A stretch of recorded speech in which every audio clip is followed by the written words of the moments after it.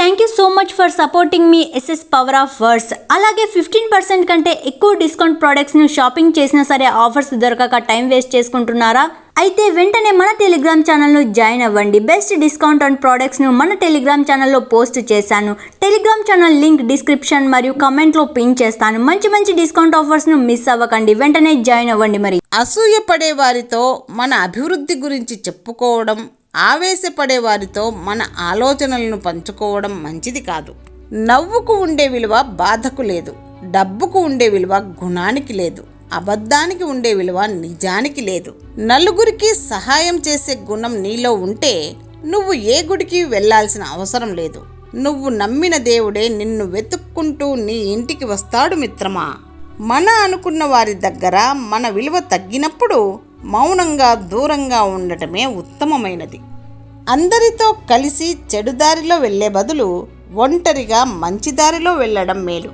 గొర్రె కసాయివాడిని నమ్ముతుందో లేదో తెలియదు, కానీ మనిషి మాత్రం బాగా మాయమాటలు చెప్పేవాడిని మాత్రమే నమ్ముతాడు. విజయం ఎప్పుడూ మనం తీసుకునే ముందస్తు ప్రణాళికపై ఆధారపడి ఉంటుంది. ముందస్తు ప్రణాళిక లేని పని అపజయానికి దారి తీస్తుంది. సంపాదించే తెలివి ఉన్నవాడు పోగొట్టుకున్న దాని గురించి ఆలోచించడు. గెలిచే దమ్మున్నోడు ఓటమి గురించి బాధపడడు. బలమైన బలహీనమైన అంతా నువ్వు ఆలోచించే విధానంలో ఉంది. మనసులో కత్తులు దాచుకొని మాటల్లో పువ్వులు రాల్చే మనుషులు ఉంటారు, జాగ్రత్త. తీపి చేదు కలిసిందే జీవితం, కష్టం సుఖం తెలిసిందే జీవితం. అమ్మ చేతి గోరుముద్ద తిన్నప్పుడు ఎంత ఆనందిస్తావో అమ్మ నోటికి ముద్ద పెట్టేటప్పుడు కూడా అంతే ఆనందించాలి. అందరూ బాగుండాలి అనేవారు ఆ కాలంలో, నేను మాత్రమే బాగుండాలి అని అనుకునేవారు ఈ కాలంలో. ఇతరులకు నీతులు చెప్పడం చాలా సులభం, అదే మనం ఆచరించడం చాలా కష్టం. అందాన్ని చూసి మోసపోకు, సంపద చూసి మురిసిపోకు.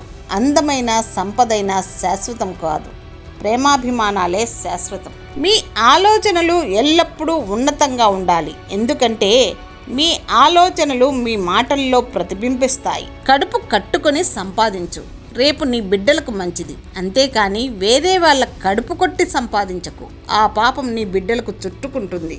ఏమీ లేనప్పుడు పిలిచి పచ్చడి మెతుకులు కూడా పెట్టరు, అన్నీ వచ్చాక బ్రతిమలాడి మరీ పంచభక్ష ప్రమాణాలు వడ్డిస్తారు. మనిషిని మానవత్వాన్ని చూడరు, స్థాయిని సంపదను చూస్తారు. ఇదే లోకం తీరు.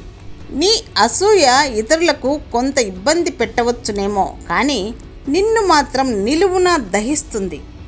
అదుపులేని ఆలోచనలు శత్రువు కన్నా ప్రమాదకరం. పైకి దీవెనలు, లోపల శాపనార్థాలు. పైకి ప్రేమ, లోపల ద్వేషం. పైకి మనిషితత్వం, లోపల రాక్షసత్వం.